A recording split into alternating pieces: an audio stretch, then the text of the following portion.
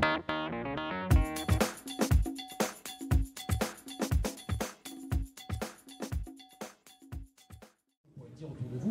découvrir l'interview sur le site du Forum du Livre. Moi, ce qui m'a bien plu, c'est qu'au détour d'une ligne, un homme qui s'interroge et qui nous pousse à nous interroger sur mourir maigre, il y a peut-être mieux, c'est peut-être pas très sexy, il y a peut-être un petit peu une autre philosophie dans l'existence. Moi, déjà, ça m'a beaucoup plu. Mais cela dit, professeur, je vous présentais.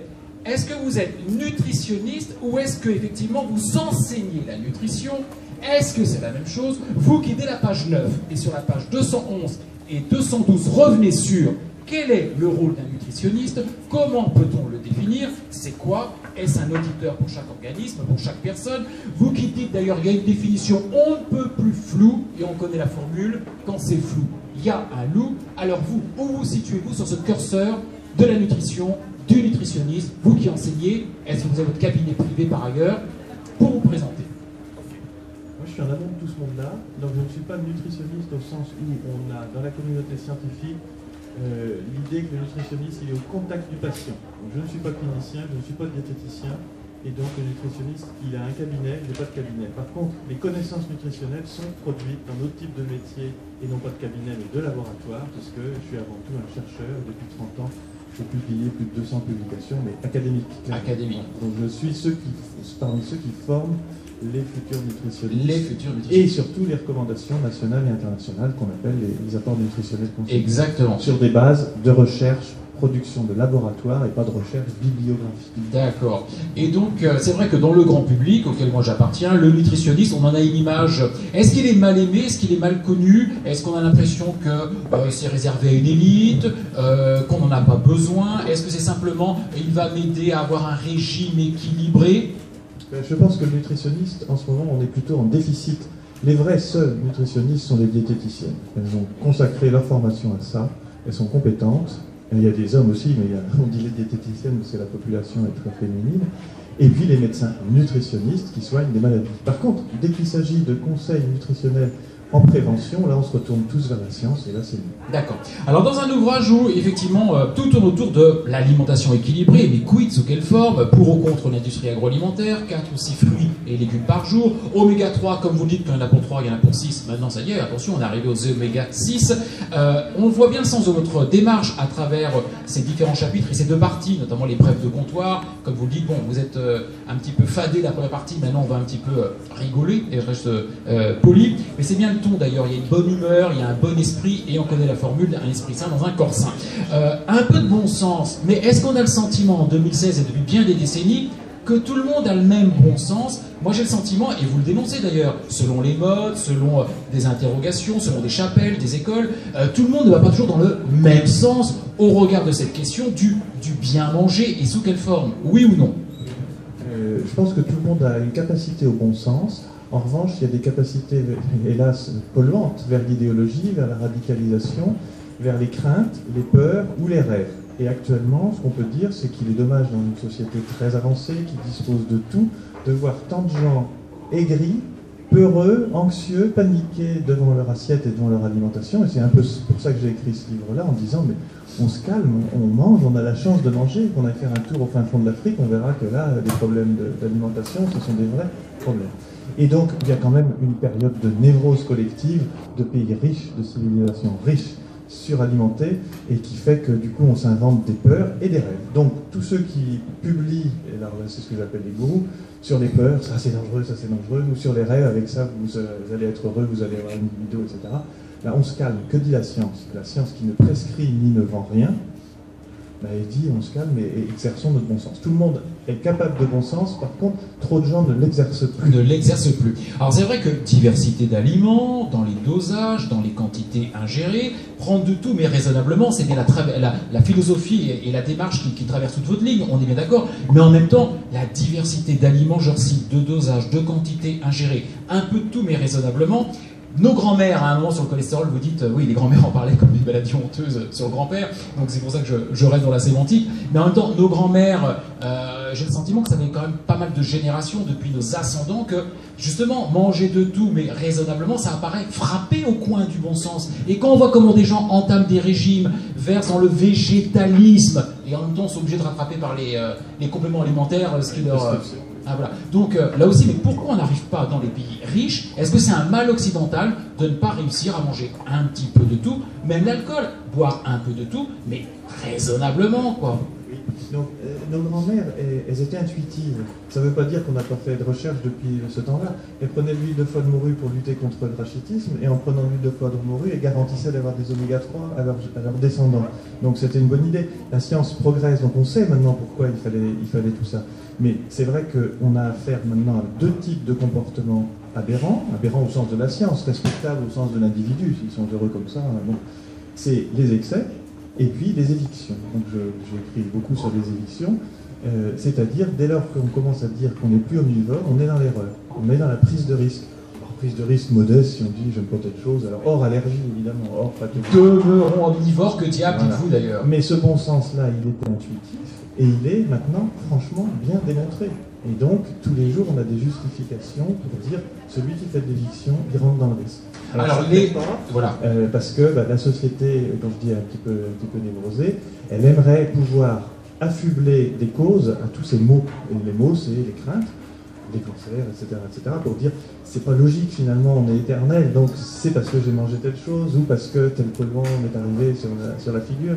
Et donc, c'est un réflexe de riche de pouvoir attribuer ou d'essayer d'attribuer des causes alimentaires, parce que le principe, c'est qu'on est ce qu'on mange quand même. Tout ce qu'on ingurgite, ça sera retrouvé dans... On est dans la culture de il faut trouver le responsable. Voilà. Et au lieu de se dire, on a quand même la chance de manger de tout et on mange pour vivre, et pas le contraire, eh bien, c'est cherchons les causes de nos maux ou cherchons des rêves.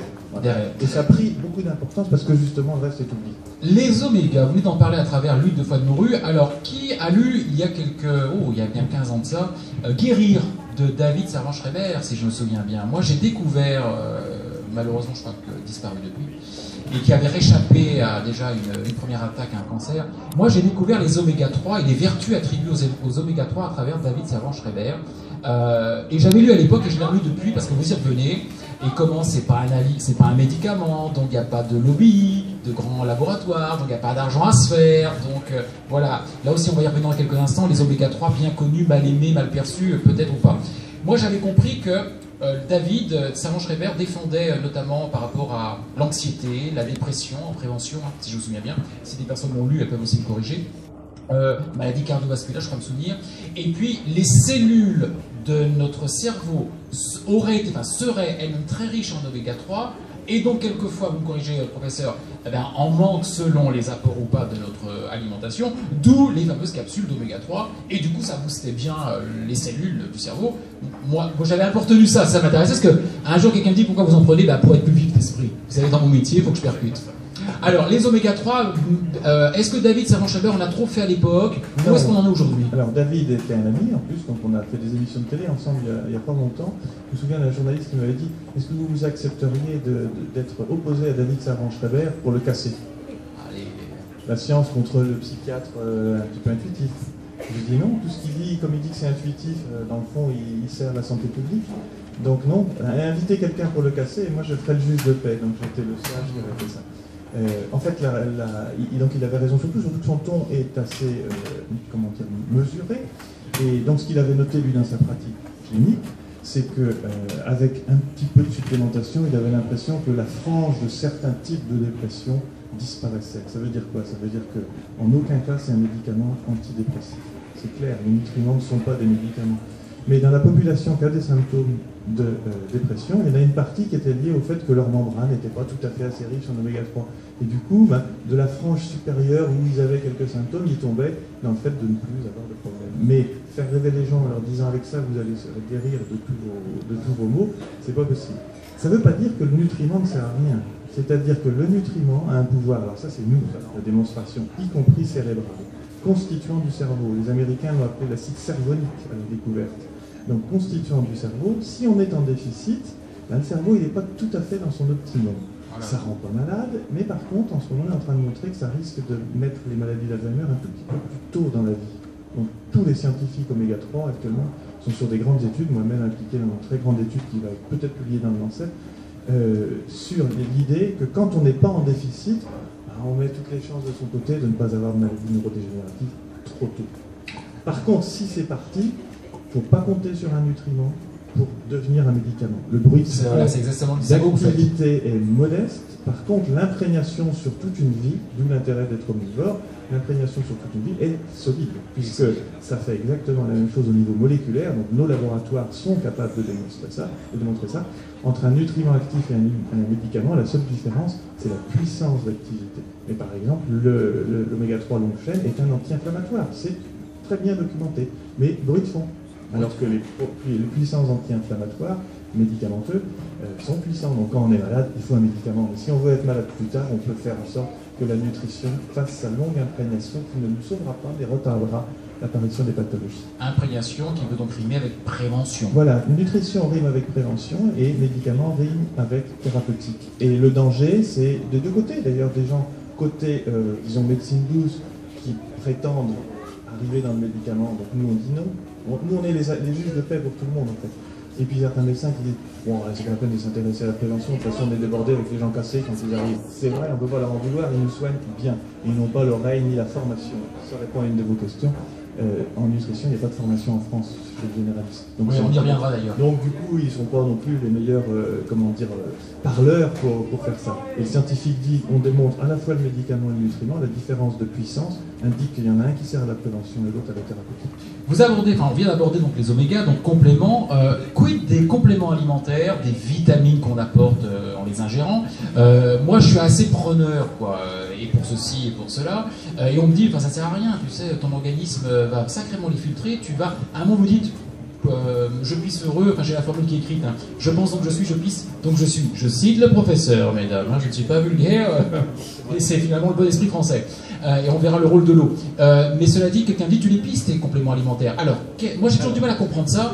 Pourquoi est-ce que ce qu'on mange via les aliments serait bien conservé et ce qu'on ingère dans une capsule, les omégas c'est comme un aspect huileux, on est bien d'accord, gras, pourquoi, et ce n'est pas les plus, le moins bon exemple, mais pourquoi donc tous les apports en vitamines, en compléments alimentaires pour les cheveux, pour les ongles, pour la peau, là on les pisserait, pourquoi? Non, alors c'est pas l'argument, je vais y répondre mais je reprends dans l'ordre. La justification d'un complément alimentaire, c'est dans l'ordre du raisonnement scientifique pur et dur, c'est y a-t-il des manques? Et la réponse, on l'a à l'ANSES, on l'a partout, à savoir, on sait très bien qu'il reste quelques manques, mais très bien traités par la médecine, c'est-à-dire la vitamine B9 chez la femme enceinte, le fer chez la femme enceinte, évidemment, et sur à peu près la moitié de la population en âge de procréer, quand même.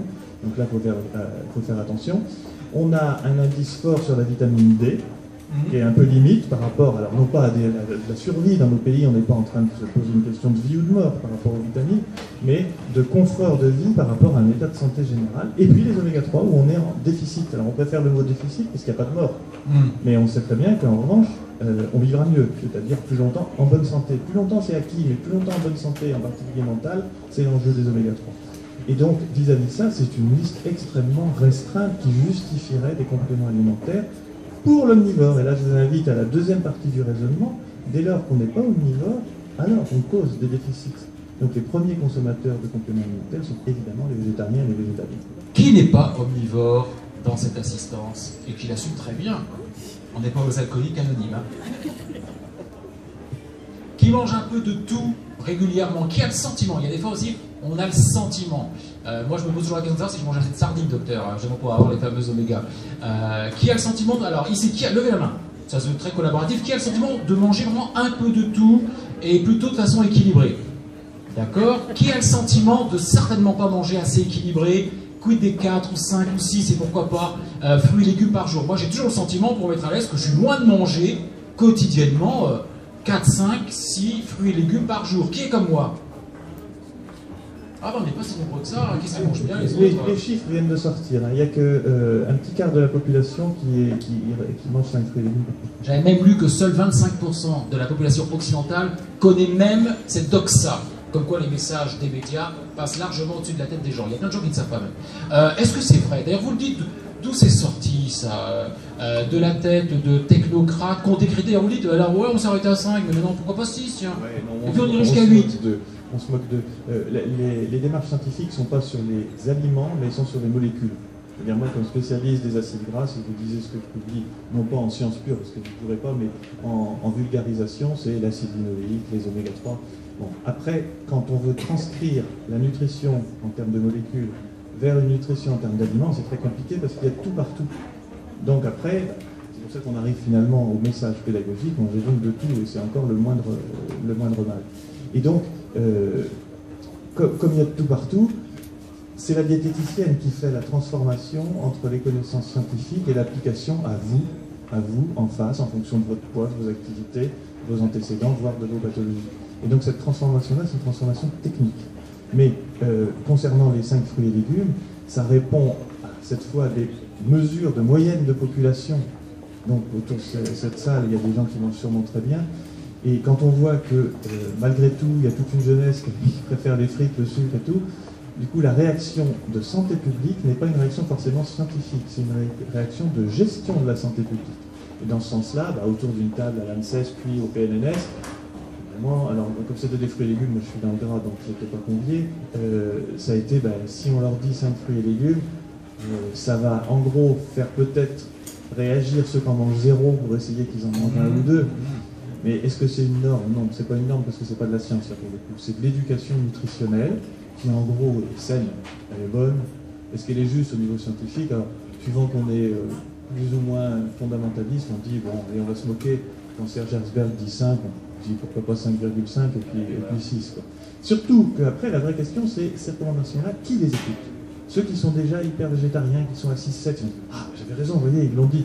Ils vont passer à 8-9, puis là ils vont avoir des polypes, et puis ils vont rentrer dans les irritations. Bon, donc ça ira pas. Ceux qui sont vraiment fermés sur les fruits et légumes, on connaît un peu les ados garçons en particulier, ils feront ça dans 5-6 ans, et puis il ne faut pas non plus faire un... La question qu'on a en santé publique, c'est les recommandations sont-elles lues par ceux à qui elles s'adressent? Et la réponse en règle générale, c'est non. Non, c'est toujours en général les gens les mieux informés déjà et instruits. Et c'est pour ça que je me moque aussi des feux rouges, feux verts, ouais. Parce que ça va toucher ceux qui n'en ont pas besoin.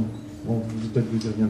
Alors, d'ailleurs, qui est diététicien ou diététicienne parmi vous, mesdames et messieurs? Bon. Nutritionniste? Non. Donc on a, voilà, comme moi, le grand public, quoi. Bon. Question, mesdames et messieurs. À votre tour. J'en ai encore sous le coude, hein, mais à votre tour. Alors est-ce que j'ai peut-être assez de fil pour arriver à vous? Ça serait pas mal quand même. Non, j'ai pas assez de fil. Allez-y. Allô?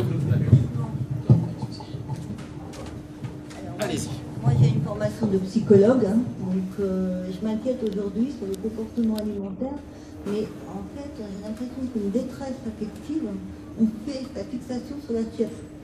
C'est-à-dire qu'aujourd'hui, il y a beaucoup de mouvements sectaires, radicaux, mouvements véganes, peut-être en heurter quelques-uns, mais les mouvements véganes où on a l'impression qu'on va manger mieux, mais en fait, derrière le manger mieux, est-ce qu'il n'y a pas une détresse psycho-affective? Les grandes fonctions physiologiques des humains et des animaux en général, c'est effectivement la nutrition, la repos, la digestion, etc. Collez-le bien au menton. Ouais. Et donc, c'est très logique que des gens en souffrance aient des réactions en lien avec l'alimentation. Et généralement, c'est pas très bon conseil. Et donc, comme la fonction de nutrition est quand même une des plus grandes fonctions physiologiques, quand on a un cerveau qui a des obsessions, des névroses, des craintes et des rêves, toute la façon de s'alimenter va être prise là-dedans, pour le meilleur et pour le pire. Et donc, vous avez raison, je ne pense pas qu'il y ait plus de gens malheureux qu'avant, puisque en gros, quand même, on va vers le bien-être, au moins au niveau collectif. Par contre, ce à quoi on assiste, c'est une perte de mémoire collective, que l'amélioration de la nutrition a été un des gains scientifiques, hygiène et médicales les plus importants des 5 derniers siècles. Toutes les carences étaient protéiques, minérales pour le faire, vitaminiques, elles ont été résolues à partir du moment où on a mangé des produits animaux. Vous trouvez qu'on a oublié ça? Ah oui, bah oui, parce que sinon il n'y aurait pas de végétarien sur le plan scientifique. Si c'est un choix personnel, bien-être animal, etc., ça ne se discute pas, c'est respectable. Mais est-ce que les gens se souviennent qu'il y avait des morts, des gamins morts par dénutrition protéique? Et que le fait de disposer de protéines animales qui ne sont pas forcément meilleures que les protéines végétales, elles sont tellement concentrées que du coup on a le menu qui à coup sûr élimine toute les carences. La preuve, c'est que quand on étudie les végétaliens et végétariens respectables dans leur choix, mais sans aucune justification scientifique, puisqu'ils entrent dans le risque, on retrouve les carences. C'est quand même un peu triste, et même si c'est un livre un peu humoristique, le fond de ma sensibilité humaniste, c'est de dire je ne veux plus entendre, comme mes collègues parisiens en nutrition pédiatrique, des hospitalisations d'urgence pour des enfants en dénutrition dans des milieux hyper favorisés.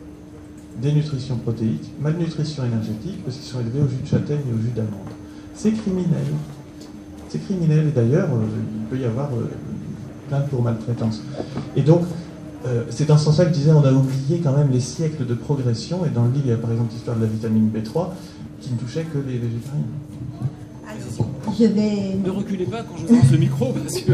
Prends le micro. En fait, un humain, un patient qui se nourrit vegan pendant des années, qu'est-ce que ça provoque sur le long terme? Parce que j'ai beaucoup de jeunes adolescents, ou même un peu plus jeunes adultes, qui vont vers des mouvements intolérance au gluten, alors que, vous le savez aussi bien que moi, il y a très peu de cœliaques. Et autrement, des gens qui vont vers des mouvements véganes. Mais au bout de 10-15 ans, ce genre d'alimentation, qu'est-ce que ça donne? Alors, première remarque, vous avez dit que vous étiez psychologue. Oui, oui. Je veux dire donc probablement un lien avec le grand public, donc au sens d'intervenant de la santé publique. Les diététiciennes nous écrivent, nous, c'est pas moi, mais à l'ANSES, ou dans les sociétés savantes, la Société française de nutrition, pour nous dire les gens sont fous en ce moment. Alors, ça ne veut pas dire tout le monde, parce que finalement, elles voient arriver ceux qui ont des problèmes. Bon, donc c'est pas forcément majoritaire. Mais ils disent, ils sont fous, ils élèvent leurs enfants, mais ils vont les tuer, quoi. Bon. Donc ça, c'est juste. L'homme est incroyablement adaptable. Ça, c'est plutôt la bonne nouvelle. C'est-à-dire, si quelqu'un est mieux dans sa tête, qui fait moins chier son conjoint et ses enfants, en disant, je veux plus manger de ci, je veux plus manger de ça, c'est respectable. Souvent, d'ailleurs, les causes de ça, c'est des images épouvantables comme les abattoirs, problème, le bien-être animal, d'un seul coup, il y a un blocage. Jusqu'au jour où ils diront, finalement, nous, on peut montrer aussi qu'il y a des hormones du stress chez la plante. À ce moment-là, il n'y aura plus rien à manger du tout. Bon. Donc, c'est respectable. Scientifiquement, c'est injustifié, et en termes de risque, c'est une prise de risque sérieuse. Alors, comme on est adaptable, je reçois des courriers, quelquefois, alors je ne suis pas du tout contre les végétariens, ni contre qui que ce soit, je dis qu'il faut manger de tout, parce qu'on est omnivore, depuis 2 millions d'années, on est omnivore, c'est comme ça. Bon. Si un adulte m'écrit en disant, mais moi je vais très bien, je suis végétarien depuis 6 mois, et je vais très bien, ben oui, il va très bien, il n'y a pas de problème. Le danger, c'est que s'il applique ça à son nourrisson, qui a besoin de X kilocalories par jour, de tant d'acides aminés, de tel type, etc., là il le tue, là. Okay. Donc la prise de risque, elle est elle-même modulée. Un végétarien, c'est pas un végétalien. Voilà. En plus, il y a des sous-groupes, avec œufs, sans œufs, avec lait, avec poisson, etc. En gros, plus vous éliminez de choses, plus vous augmentez le risque. Et donc, un adulte qui se sent mieux, il en fait quelques émissions. Effectivement, il prend du risque. La preuve, c'est que dans toutes les grandes études, telles que l'étude autrichienne, qui a quand même étudié 3000 patients végétariens, eh bien, ils arrivent avec un problème de santé net, pas forcément mortel, au sens où l'étude est encore trop courte, on verra de quoi ils meurent plus tard, mais avec 3 chapitres qui vont vous surprendre, où leur état de santé est basé sur le nombre de consultations et les analyses de sang et autres, c'est les allergies sont augmentées, les cancers augmentent, pas forcément mortels, on n'a pas de recul, et les troubles mentaux. Avec en maladie cardiovasculaire où c'est équilibré. Et c'est hyper significatif. Donc ça veut dire quoi? Ça veut dire qu'en termes de consultation, ils ne sont pas au top de leur investissement santé. Donc encore une fois, pour résumer, il y a plusieurs types d'éviction et il y a plusieurs âges pour le faire. D'accord. Les 2 âges faibles, c'est les petits et les vieillards. Il ne faut pas que les cadras du milieu qui ont décidé sur tout, nous, quoi, en gros, enfin je fais plus que cadras, mais ceux qui prétendent savoir tout, finalement, ils condamnent leurs enfants et leurs parents. Paléolithique, où les hommes ne prenaient pas de lait, ils prenaient que des aliments qu'ils cueillaient ou qu'ils chassaient dans la nature. Et qu'est-ce que vous pensiez de ça? Effectivement, c'est peut-être exagéré, mais est-ce qu'il y a une part de vérité dans ce que dit Lebert? Bonne question de monsieur. Vous évoquez également la maternité et le lait, jusqu'aux années 60, le virage qui a été pris par rapport aussi pour essayer sur le thème du lait. Et monsieur a tout à fait raison de signaler cela, et on écoute votre réponse, parce que moi on me disait encore récemment, mais à partir de 7 ans, on n'a plus besoin d'ingérer du lait, C'est une erreur humaine que de vouloir nous en faire boire le matin, le soir avant le coucher chez certains individus. On voit ça avec les Américains qui sont énervés, ils prennent un verre de lait avant d'aller coucher, adultes, hein, voire le fromage. Alors, oui ou non, a-t-on besoin de lait? Et l'homme en a-t-il jamais eu besoin d'ailleurs, comme dit monsieur? Voilà.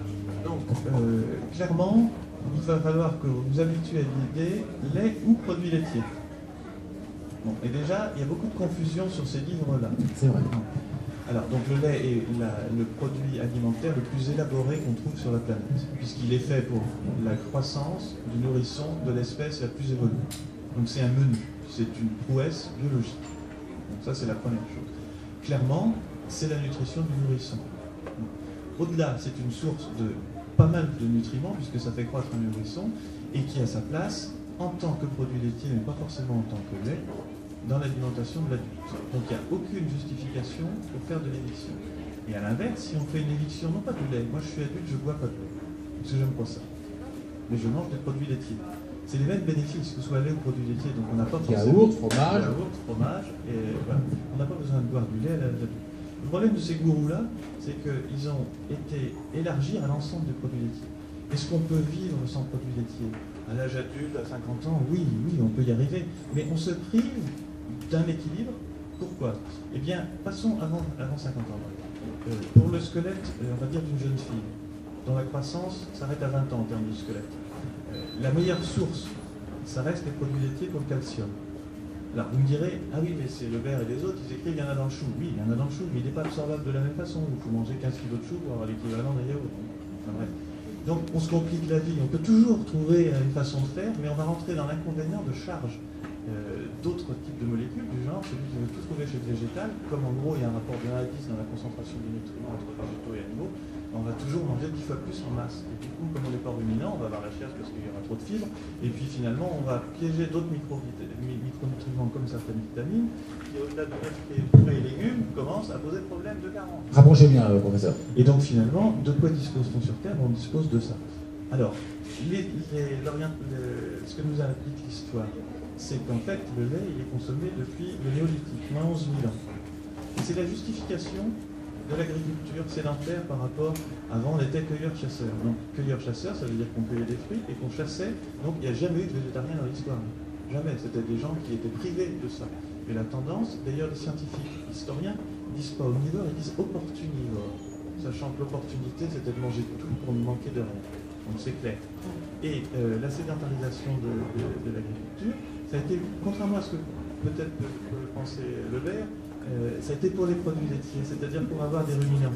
Mais avant, ils avaient les protéines essentielles par les chasseurs, mais ils avaient des espérances de vie de 18 ans, avec des tailles comme ça, etc. Enfin bref, donc ils n'étaient pas, en aucun cas, dans un état de santé satisfaisant. Et donc, les agriculteurs ont sédentarisé pour avoir quoi, finalement, des ruminants pour le lait. Donc c'était bien une amélioration, perçue comme une amélioration, puisque c'était conçu comme le super nutriment qui aide les enfants évidemment, mais aussi l'adulte. Problème, dans le lait, il y a le lactose qui n'est pas très digeste, et 35% de l'espèce humaine a des déficits en lactase, surtout dans ces pays asiatiques, puisqu'on parle de la sédentarisation à peu près en Asie centrale à ce moment-là. Et donc ils ont inventé le fromage aussi sec en disant c'est génial, alors ça c'est les conclusions des historiens, c'est pas ma spécialité, c'est génial si on le laisse cailler, cette fois il nous fera plus mal au ventre. Donc j'ai envie de vous répondre, aucun adulte n'est obligé de boire du lait. Par contre, c'est un bon sens que de ne pas éliminer les produits laitiers. Eh bien, et les personnes à risque sont clairement les femmes, parce que leur squelette étant fragilisé après la ménopause, celles qui n'ont pas optimisé la charge de calcium par une alimentation omnivore, donc les produits laitiers, auront l'ostéoporose les premières, très tôt, et donc les fractures, école du fémur 10 ans avant les autres. Ça s'est avéré très bien démontré. Voilà, madame, alors pour ne pas passer dans le champ de la caméra, je vous passe le micro par en dessous. C'était précisément le lait de vache dont j'ai entendu parler, parce que sans quoi, c'est une de mes filles qui, par contre, prend du lait de chèvre ou du lait de... Rapprochez bien, madame. Alors que omnivore, si vous avez des vaches, vous trayez les vaches, si vous avez des chèvres, vous trayez les chèvres. Non, mais maintenant on trouve des yaourts au lait de chèvre. Oui, mais là encore, c'est bien. C'est une fantaisie. Oui, c'est une fantaisie, c'est-à-dire qu'il n'y a pas de lien, de bénéfice ou de risque associé à la santé. C'est exactement la même chose, je pense. Les deux grands risques qui restent, c'est la surcharge par rapport à la dépense, c'est-à-dire si on consomme plus d'énergie qu'on en dépense, on ne la repissera pas. C'est-à-dire, elle est là, et on sait où. Nous les hommes, elle est là, vous les dames, elle est là. Et c'est comme ça. Donc le mieux, c'est d'ajuster soit en mangeant moins, soit en bougeant plus. C'est exactement ce que dit PNNS, rien d'autre. Ça, c'est l'aspect quantitatif. Et l'autre excès, je le redis pour ceux qui sont arrivés entre-temps, c'est un excès typiquement pays riche, c'est-à-dire on rentre dans l'éviction avec des certitudes, des névroses collectives ou individuelles qui nous tentent d'éliminer les produits. Et là, on rentre dans le risque. Donc, il faut le dire, c'est vrai, effectivement, un coup de gueule contre ça. Et il est, comment dire, repris ce coup de gueule-là par tous les professionnels de santé dont je ne suis pas. Tous ceux qui sont en contact du grand public, ils disent, mais ils sont fous. Ceux qui vont consulter là pour dire, je ne donne plus que du jus de châtaigne à mes enfants, c'est dramatique. C'est au sujet des articulations, les toxines dans les articulations. N'étant pas clinicien, moi je ne réponds pas aux détails, mais vis-à-vis de l'intérêt nutritionnel, la seule éviction qui se justifie, est scientifique et par votre conséquence médicale, mais seulement par votre conséquence, c'est quand il y a un danger, et encore une fois, je le répète pour que tout le monde entende bien, l'éviction est une erreur, sauf s'il y a une allergie, évidemment, mais la médecine, elle est là pour le faire, et elle le fait très bien, donc c'est résolu. Si vous voulez, l'allergie au lait, c'est 3% des nourrissons. 3% au sevrage. Un an après, sur ces 3%, il n'en reste que 10% qui sont allergiques. Je ne sais pas si vous voyez, parce que l'intestin n'était pas tout à fait fermé, qu'il y avait des jonctions qui n'étaient pas fermées entre les cellules. Ça fait quand même pas grand monde. La perception parentale déclarée, par exemple, à l'école maternelle, c'est 20%. Donc vous voyez l'imaginaire. Donc la médecine, qu'est-ce qu'elle fait? Elle traite très bien les vrais patients, c'est-à-dire les allergiques au gluten, les allergiques au lait. Ce n'est pas un problème de nutrition. Les patients sont très bien soignés. Nos problèmes de nutrition, c'est des bien portants ont des idées farfelues quelquefois, aidons-les. Aidons-les. Autre intervention, j'arrive. Oui, moi c'est au sujet du sucre raffiné. Parce qu'on dit toujours le sucre, ça va bien dans les fruits, dans plein de trucs, mais n'en rajoutons pas. Et moi je suis assez addict au sucre, donc est-ce qu'il faut l'éviter? L'humanité, vous êtes blanc ou roux en plus? Blanc ou roux? On entend dire que le blanc, faut oublier. Alors, c'est des sujets secondaires, ça, clairement. Hein, je dis ça pour, je sais pas, pour vous critiquer. Par rapport au livre qui dit, en gros, mangez pas plus que vous n'en avez besoin et surtout ne faites aucune éviction et ne devenez pas ni végétarien, ni vegan, ni quoi que ce soit. Après, on peut regarder les produits. Il y a des produits mieux que d'autres. Bon, mais c'est pas. Je réponds pas en tant que santé publique, là, je réponds en tant que scientifique à une question pointue. Mais il n'y a pas d'enjeu. D'accord? Il n'y a pas de mort liée au sucre blanc, au sucre roux, au sucre de quoi que ce soit. Il n'y a pas de déficit, il n'y a rien du tout. Il se trouve que dans l'histoire des produits alimentaires, tout a été fait pour qu'ils soient de plus en plus propres, purs. Le pain noir, vous allez, vos arrière-grands-parents mangeaient son pain noir, hein, donc c'était plein de cochonneries. Il y avait aussi de la poussière de la farine qui était dans la peau, etc. Donc c'était pas terrible. Donc tout a été vers le pain blanc, le sucre blanc, tout propre. Et puis on s'aperçoit finalement qu'un niveau de pureté n'est pas forcément idéal, puisqu'il y a aussi certaines vitamines qui s'accrochent au sucre, etc. Sachant qu'on n'est pas carencé, finalement, ce n'est pas un sujet. Okay. Par contre, vis-à-vis du sucre, ce qu'il faut considérer, c'est qu'il participe énormément à l'obésité. Donc l'image que le gras, c'est du gras qu'on a mangé, celle-là est fausse. L'image du gras qu'on a, c'est de l'énergie qu'on a consommée. Qu'elle fût lipidique ou glucidique ne change rien à l'affaire, tout se termine en gras. On ne peut pas pisser de sucre, donc on n'a pas de stock de sucre, donc ça se termine en gras. Oui, l'obésité infantile américaine est une obésité de boissons sucrées, et pas de gras. D'ailleurs, les courbes vous montrent, c'est des courbes de corrélation, pas de cause à effet, que quand les Américains ont diminué leur consommation de lipides en pourcentage, donc des aliments moins gras, l'obésité a augmenté. Ça veut dire quoi? Ça veut dire que non seulement ils n'ont pas diminué la quantité d'énergie, mais en plus ils ont fait jouer à fond l'insuline pour ne jamais utiliser leur réserve lipidique. Donc c'est la difficulté qu'on a. Mais le principe ressenti par l'espèce humaine d'incorporation, c'est-à-dire on est ce que l'on mange. Donc quand on voit des lipides, donc la réponse c'est ce qu'on a dans la bedaine, oui, c'est pas de l'eau, c'est pas des glucides, c'est bien du gras. Donc l'idée c'est de se dire si j'en ai trop là, je vais en manger moins, j'en aurai moins. Ben non, en fait c'est pas ça. C'est si j'en veux moins, il faut que je mange moins de tout en termes d'énergie pour juste ajuster mes dépenses. Ou alors il faut que je me bouge un peu. Et après là, oui, alors est-ce que vous confirmez, moi je fais un petit peu de sport, mais une fois j'étais super déprimé, j'avais lu que la participation d'une activité physique à la perte de poids, activité physique régulière, quelqu'un qui fait 2 à 3 fois du sport dans la semaine, qui court, qui va nager, qui va en salle, cette participation du sport à la perte de poids ne serait que de l'ordre de 21 à 23%. Le reste, c'est bien son régime alimentaire, régime au sens de son alimentation quotidienne. Ça m'a super déprimé, tout ce sport pour seulement n'avoir que 21-23% d'impact sur la perte de poids. Et je vais encore plus vous déprimer, c'est 21%, c'est monstrueux, c'est sans doute plus proche de zéro. Ah bon? Mais oui, mais attention, le sport du sportif... Là, vous poussez, là, vous êtes Philippe, mince, vous poussez. non, Mais je suis mince parce que je mange pas trop de sucre, Voilà, bon. voilà, des choses comme ça. Quand ce qu'on appelle la balance énergétique, c'est-à-dire ce qu'on ingère par rapport à ce qu'on dépense, est équilibré, effectivement, là, l'effort sportif, il compte pour rien, puisque sa balance équilibrée, et puisque la balance énergétique est équilibrée. S'il fait du sport, il mangera plus. S'il mange plus, il va faire du sport parce qu'il va se dire, je vais pas rester mince. Donc le résultat, c'est qu'il oscille autour de du bon équilibre entre ce qu'il consomme et ce qu'il dépense. Donc clairement, oui. Autrement dit, la réponse à la question, c'est peut-être un petit 21% pour des obèses qui font du sport pour maigrir. Et à ce moment-là, autrement dit, il n'y a pas de chiffre. Ouais, c'est ça. Et puis tout est stocké là, finalement. Parce qu'on n'est pas identique. Et donc, quelqu'un qui est en surpoids ne va pas avoir la même conduite alimentaire à suivre de la part de sa diététicienne ou de son médecin nutritionniste pour résoudre ses problèmes de poids. Autre question, puis après, je vous laisse dédicacer votre ouvrage. J'ai arrivé par là, monsieur. Pardon, Jean-Marc. On va passer. Non, mais ne vous cassez pas.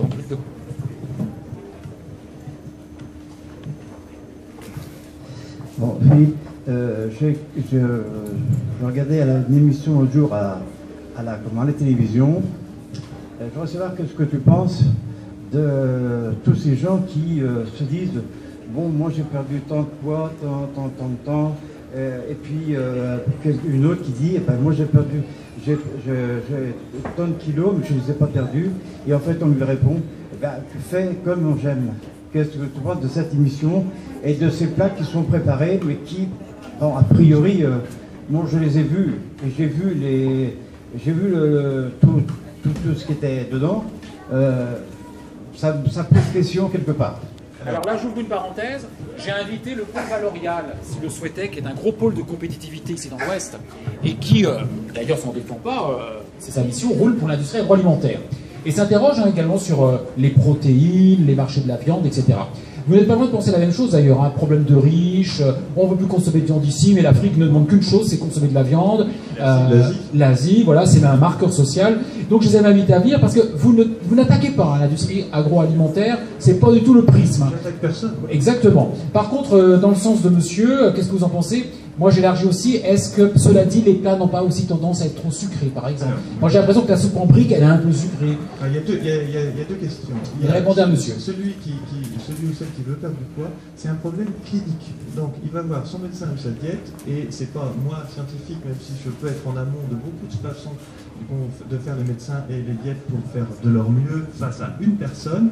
Nous on fait des choses de mécanisme ou de population générale non malade, de la prévention. Et là, il y a quand même de la variabilité individuelle. Donc il y en a certains qui auront des consignes d'un certain type et puis d'autres d'un autre type. Il y en a à qui il n'y aura pas de régime, mais ce sera seulement de se bouger un peu et de faire du sport.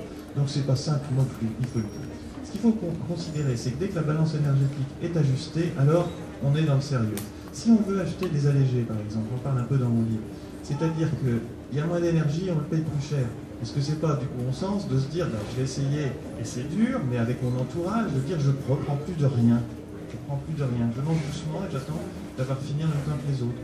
Ou, si j'ai dépassé 50 ans, sachant que c'est la masse maigre qui dépense de l'énergie et la masse grasse qui n'en dépend pas, ça veut dire qu'en vieillissant, on doit manger un petit peu moins, ou se bouger un petit peu plus puisqu'on a moins de dépenses. Okay, et vis-à-vis de ça, eh bien, ce qu'il faut faire, c'est surtout prendre l'organisme par surprise, c'est-à-dire faire des toutes petites diminutions, mais qui sont désormais définitives. C'est-à-dire, ce n'est pas des régimes, mais c'est des nouvelles façons de s'alimenter. Alors ça, c'est l'explication scientifique. Après, je ne traduis pas ça en termes cliniques pour telle ou telle personne. Du genre, pour être pratique quand même, ce que disent les diététiciennes, qui disent, vous êtes en surpoids, vous n'avez pas le temps de passer à une activité physique énorme, cessez de manger par exemple du pain, c'est pas que le pain reste plus grossir, tout fait grossir s'il y a de l'énergie, c'est juste de la dépenser. Mais si en restauration collective, ce qui est le cas de beaucoup le midi, où il n'y a pas de convivialité non plus délirante, on dit, je ne mange plus de dessert. Moi j'ai fait ça à 40 ans, parce que je n'avais pas envie d'aller dans les salles de gym, je pense qu'on devait faire un peu de sport. C'est le genre de point précis sur un raisonnement scientifique très simple, c'est si j'ai besoin de 2000 kcal et que désormais c'est 1900, eh bien, il faut prendre des résolutions, c'est un mot, des résolutions de très peu diminuer, mais que ce soit définitif. C'est une nouvelle façon de s'alimenter et pas du tout un régime. Ça, c'est ce que dit la science. Après, ça doit être décliné par les médecins, bien sûr. Et vous allez dire, les résolutions, mais votre livre n'est pas punitif, c'est ça qui est bien. Oh non. Oh non, puis tous les gens qui font des régimes, d'abord ils sont désespérés parce que quelques années après ils sont encore plus gros qu'avant. Et on a aussi le mécanisme, c'est-à-dire l'organisme étant mis en alerte, le métabolisme basal, c'est-à-dire tout ce qui est réflexe sans qu'on en ait conscience, il va s'adapter à avoir de moins en moins de dépenses. Il faut faire des économies, j'appelle ça éteindre les LED dans l'organisme. Et il va exacerber la faim, rendant le jeûne ou la privation de plus en plus inefficace d'un côté et de plus en plus douloureuse de l'autre. Donc le résultat, c'est ce qu'on appelle le yo-yo. C'est-à-dire, dès que le régime insupportable parce qu'il était trop violent est abandonné, l'organisme qui est resté à son niveau bas de dépenses va pouvoir faire avec ce qu'était la nutrition de départ beaucoup plus de choses. Et donc, comme il est avec beaucoup moins de dépenses, il y aura donc un excédent. Et que fait l'excédent? Un surpoids. Donc le yo-yo, c'est pas seulement de monter et de descendre, c'est que chaque remontée est plus haute que le point de départ. Ça dit Philippe, est-ce que vous avez bien répondu à la question de monsieur par rapport au reportage auquel il faisait allusion et à ces fameux plats préparés? Alors, les plats préparés, moi je trouve que c'est mieux de manger un petit peu moins tout seul de bonnes choses que d'acheter à prix d'or des plats allégés, certes, allégés, mais qui finalement font flipper l'organisme. Mais en même temps, si c'est par exemple dans le cadre d'une démarche collective où les gens sont heureux d'aller chez un tel ou un tel, acheter des plats allégés, et s'ils en sont contents, il n'y a pas d'interdit. Là aussi, c'est le curseur de chacun. L'industrie agroalimentaire. Voilà, je précise bien, il n'y a pas de procès, il ne doit pas y avoir d'ambiguïté, il n'y en a aucune chez vous. J'avais invité le pôle Valorial, ça fait partie de mon écosystème, que je pense que justement il y a des points de recoupement entre vous. Elle fait beaucoup d'efforts, dit-elle d'ailleurs, tout dépend aussi bien sûr de l'industrie, du continent de production, voire de ce qui rentre également dans les élaborations. Moi, je suis consommateur de soupe préparée, urbain, actif, on ne fait plus la... Je ne suis pas ma mère qui mixait voilà, à l'ancienne. J'ai l'impression qu'il y a du sucre, c'est certain. Est-ce que vous sentez que... Est-ce que vous êtes dans ce sens-là? Est-ce qu'il y a du bon? Est-ce qu'il faut trier le bon grain du mauvais, de l'ivraie? Il n'y a pas de mauvais aliments. Il n'y a que de sotte consommation. Cela dit, tous les aliments ne se valent pas. Alors, il ne faut pas en faire des boucs émissaires parce que ça n'a aucun sens historique. L'industrie alimentaire, elle nous a nourris. Elle nous a rendus indépendantes du soja américain. Elle nous a donné en temps et en heure de tout, peut-être trop, partout, peut-être trop, tout le temps, pour que tout le monde ait accès à une alimentation, en gros, équilibrée, où il n'y avait plus de carence. Bon. Cela dit, c'est pas non plus, comment dire, des gens qui n'ont pas d'intérêt économique. Donc, il n'y a pas de toxicité dans l'industrie agroalimentaire. J'en veux pour preuve, toxicité, j'ai pas dit de déséquilibre, j'ai dit toxicité. Tous les accidents sanitaires arrivent de l'artisanat et jamais de l'industrie. Ils sont tellement obsédés de sécurité parce que eux, quand ils produisent X tonnes, s'il y a une bactérie ou une sale bestiole dedans, ça fait tout de suite 200 morts, voire plus. Exactement. Donc, tous les accidents sanitaires viennent des conserves familiales. On ne le dit pas, mais c'est comme ça. On l'entend de temps en temps. Ou alors, entendez-moi qui adore les vis, il y a des fois, il n'y a rien de pire que certains beurres de baraque, peut-être. Comment ont-ils été faits, même si on peut adorer le beurre de baraque. Bien sûr. Et donc, vis-à-vis de ça, il reste un problème d'équilibre des aliments. Et effectivement, pour que ce soit appétant, madame disait qu'elle aimait bien le sucre, ils ont la main lourde. Ils ont la main lourde sur le sucre. Mais dans une pipe, on n'est pas obligé d'en manger des kilos. C'est à nous de choisir. On ne va pas en plus les rendre responsables. Ils ne gaffent pas. Alors, la question, c'est toujours pareil. Niveau d'éducation, niveau d'information, il y en a des plus sensibles que d'autres. Mais prendre tout le monde pour des cons en disant il y a des aliments rouges, des aliments verts, etc. Non, ils iront les chercher parce qu'ils les aiment. Donc il n'y a pas de toxicologie, il n'y a pas de toxicité dans l'industrie agroalimentaire. Et puis c'est pour notre argent. Alors quand on dit, ah ben oui, c'est encore pour des experts d'argent. En fait, ils sont comme nous. C'est-à-dire ils vont nous vendre en connaissance de cause. On ne peut pas trouver, au même prix, une pâte à tartiner. C'est l'émission de télé que j'ai fait pour France 3. Une comparaison de pâte à tartiner. La plus sucrée, c'était l'artisanale. La plus grasse, c'était l'artisanale. Tout le monde disait, ah, l'artisan, c'est super, c'est bon et c'est bon pour la santé. Non, c'était très bon et c'était pas top pour la santé, puisque les arômes sont dans les lipides et que le sucre, tout le monde aime. Donc le résultat, c'est que cette pâte à tartiner était la plus déséquilibrée de toutes, mais c'était aussi clairement de la meilleure. Bon. Voilà. Alors ça répond un peu à votre question, ça veut dire quoi? Ça veut dire qu'il faut se prendre en charge avec du bon sens. Ouais, et il n'y a pas plus baldo qu'aucun industriel. Ils nous ont quand même permis l'autosuffisance alimentaire dans tous les pays et également dans les pays en voie de développement. C'est pas des philanthropes, ils gagnent de l'argent, ils vendent des trucs qui ne sont ni toxiques et pour lesquels on n'est pas obligé de se jeter dessus en termes quantitatifs. Donc notre bon sens doit jouer sur le quantitatif, mais arrêtons de les trouver bouc émissaire. Message bien passé. Il y a plein de choses à améliorer. Dernière question, avant que je ne vous laisse faire dédicacer votre ouvrage. On m'a dit que sur ma gauche, il y avait des questions. Ma gauche est bien là. Non, sans regret. Applaudissements pour le professeur. Vous pourrez poursuivre. Applaudissements pour Philippe Legrand, qui maintenant va être disponible au terme de cette rencontre pour la partie dédicace. On restera samedi prochain également dans des bienfaits d'une certaine alimentation, de certains produits locaux, avec Bernard Larcher. Bernard Larcher, c'est ce Malouin, pour parler de Brest Café, où il est notamment installé. Il y en a également à Paris, il y en a à Tokyo, il y en aura bientôt à New York. Il a sorti il y a quelque temps un très bel ouvrage sur des recettes bretonnes. Il sera avec nous samedi prochain, 15h30, pour en parler, à la fois une success story, la saga des Brest Café à travers le monde, et surtout la défense d'un patrimoine culinaire. On reste là aussi finalement cohérent avec vous, Philippe. Merci à vous, mesdames et messieurs. Passez le message. Le samedi 15h30, les rencontres littéraires au Forum du Livre. Bon samedi à vous.